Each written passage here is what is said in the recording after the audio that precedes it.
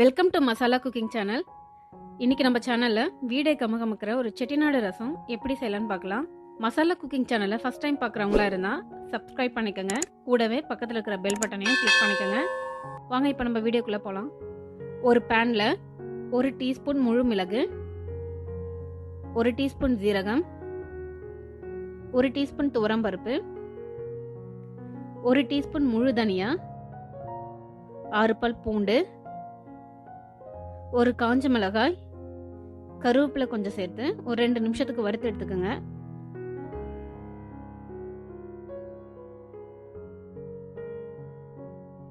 சூடு ஆறுனதும் ஒரு மிக்ஸி ஜார்ல பொடி பதத்துக்கு அரைச்சி எடுத்துக்கோங்க.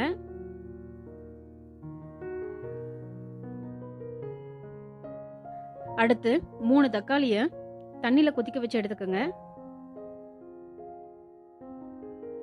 தக்காளியோட தோல் பிரிஞ்சு வர ஸ்டேஜில் ஸ்டவ் ஆஃப் பண்ணிக்கோங்க.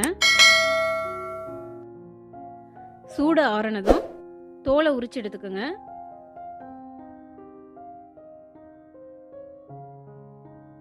இதை ஒரு மிக்ஸி பவுல்ல போட்டு பேஸ்டா அரைச்சு எடுத்துக்கோங்க.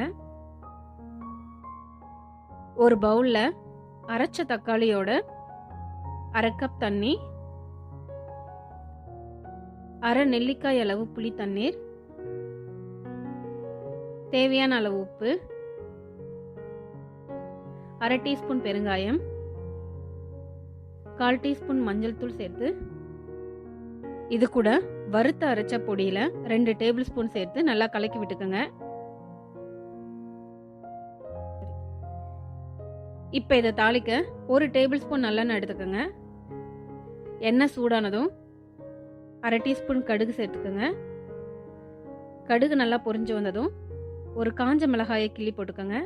ஒரு கொத்து கருவேப்பிலையும் சேர்த்து தக்காளி கரைசலையும் 1 கப் தண்ணீரையும் சேர்த்துக்கோங்க.